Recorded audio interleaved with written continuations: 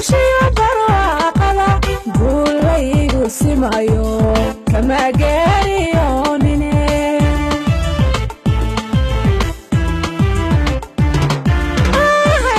آهيا ويا هاي سكورايو قرطان سوبينا لسوغاري مانتي wadatashiga isu tanaasulka iyo isafgaradku waa dariiq halbowlo ah midnimo buuxda waxa garoonka kubadda cagta magaalada Jijjiga ka qabsaday munaasabad taariikhi ah oo ayna u kala hadhin qaybaha kala duwan ee bulshada magaalada Jijjiga taasoo lagu soo dhaweynayay mas'uuliyiinta ugu sarreeyay jabhadda wadaniga xoreynta hogaadeynaya munaasabadan oo saakaaro shacabku isugu soo baxeen garoonka ciyaaraha magaalada Jijjiga socotayna ilaa galinkii dambe ee maanta ayaa noqonaysa munaasabad uga duwan uga qaalisan uga ahmiyad weyn bulshada deegaanka munaasabado badan oo hore loogu soo qabtay garoonka magaalada Jijjiga haddaba mas'uuliyiinta jabhadda ONLF mas'uuliyiinta xukuumadda deegaanka iyo wufuud kala duwan oo ka kala socda wadamada anjaarka nahay ee Soomaaliya iyo Kenya ayaa markay soo gaareen madasha xafladdu ka socota si weyn loogu soo dhaweeyay madaxweynaha dawladda deegaanka Soomaalida mudane Mustafa Maxamed Cumar oo munaasabadan khudbad taariikhi ah ka jeediyay ayaa sheegay inuu aad ugu faraxsan yahay inuu waqtiga ku soo munaasabatan oo kala ah waxaan aad iyo aad ugu faraxsanahay inaan nasiib u yeeshay inaan ka qayb galo marxalad noocan oo kala ah oo shacab ciriiri sanado iyo zamaano badan soo maray ay maanta ididiino iyo farxad ku sugayaan mustaqbalkooda aad iyo aad ayaan nasiib u leeyahay inaan ka qayb galo waxaan leeyahay ku soo dhawaada waddankiina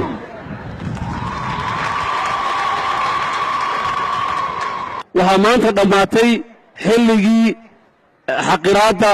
iyo dilka iyo xabsiga iyo barakicinta iyo aragti xun baad leedahayda iyo caburistii shacabka ayaa maanta dhammaatay waxaan rabnaa shacabka nagu sida adduunka kale inay u noolaadaan si xor ah fikirkooda u soo jeediyaan si xora cidna ayna addoon u noqon marna ayna gumaysi qaayibin waxaan leenahay maanta waxaa inoo furmaysaa fursad cusub oo arrintaas aan ku wajihi karno laakiin waxaa kaloo u soo joognay fursado fara badan oo noocan oo kala ah oo aan ka faa'iidaysan weynay oo taasna ay koow ka tahay muwaafaqa la'aan kala qaybsanaan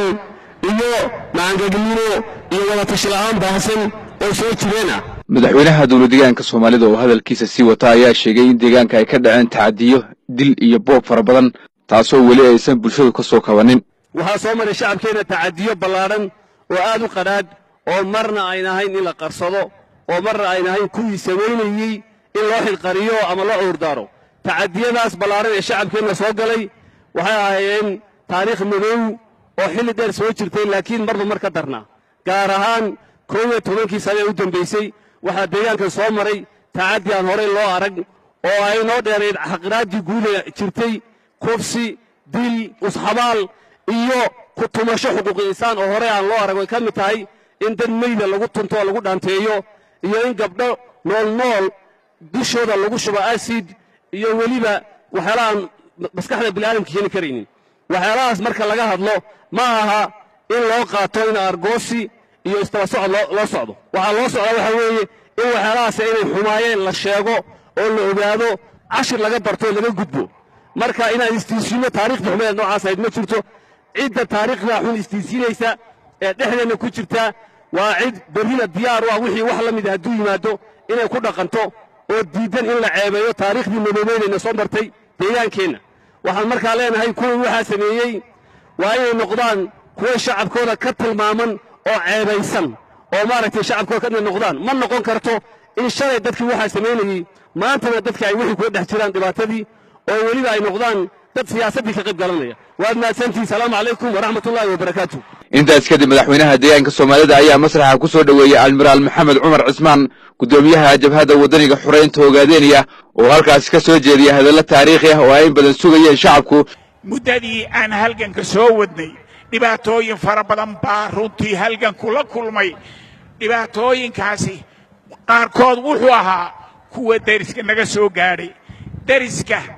ama kuwii ehelka yaga ahaa ee Soomaalida ha ahaado ama cadowga ha ahaado ama annaga dhexdeenna ha ahaado dhibaatooyin fara badan ayaa meel walba naga soo gaadhay dadka yaga iyo xubnaha gobonnimo doonka ayaa intii la qabqabto gumaysiga loo dhiibahayay xubnaha gobonnimo doonka yaa la leynayay waxaa gabdhahayaga yaa la faraxumaynaysay dadkayagii oo shacbigayaga ka mid ah yaa dhibaatooyinka ka qaybgalahayay dhibaatooyin fara badan baa shacbigayaga loo geystay waxaan kaga bogsanaynaa midnimo iyo iskaashi iyo wadajir haddaynaan iskaashanin oynaan wada jirin oo aynaan sidii awal hore halganka aynu ugu jiray dhismaha mustaqbalkeenna aynaan isu kaashanin guusha rasmiga ah ma gaadhayno guusha rasmiga ah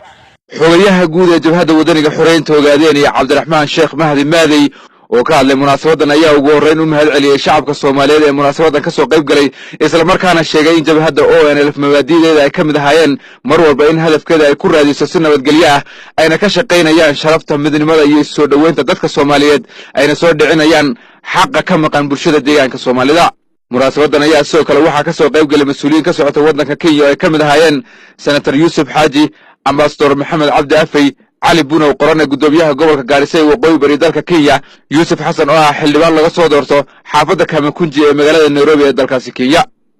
maanta ilaahay baa mahad leh in madaxweynaha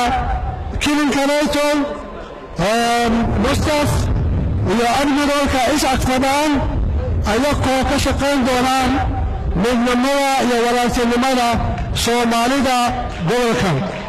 sidoo kale munaasabadan taariikhiga ah ayaa waxaa ka hadlay qaar ka mid ah culimada diinka iyo waxgaradka Soomaaliyeed kuwaasoo bogaadiyay go'aanka jabhadda wadaniga xoreynta ogaadeen iyo ONLF iyo ka xukuumadda deegaanka ee ah midnimada iyo in wax kasta lagu dhameeyo wada hadal iyo afkaar nabadeed munaasabadan oo ah mid taariikhi ah isla markaana socotay maalin ayaa shacabka ka soo qayb galay ahaayeen kuwa iyagu iskoodu yimid maalin waqtigoodii qaaliga ahaa ku bixiyay inay u taagnaadaan xafladan taariikhiga ah